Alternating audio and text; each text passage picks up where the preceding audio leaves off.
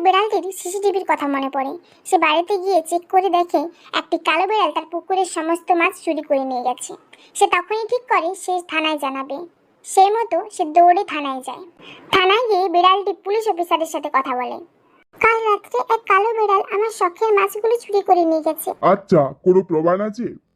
আছে, আমি আমার সিসিটিভিতে দেখেছি। আপনিও চাইলে দেখতে পারেন, এই দেখুন। এখনই অ্যারেস্ট করবো এই কালো বিড়ালকে। এই সব মাছগুলো আমার, কেউ বুঝতে পারেনি। বুঝবে কি করে? অন্ধকারে রাত্রে তো সব হাফিস। আহ, কি সুন্দর একটা মাছ ভাজার গন্ধ আসছে না? মনে হচ্ছে আশেপাশেই আছি।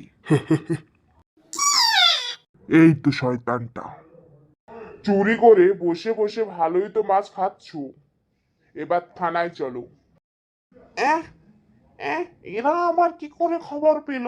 আপনাদের কোথাও ভুল হচ্ছে, আমি কেন চুরি করব? তাহলে এটা কি বেয়াদবি হচ্ছে আমাদের সাথে?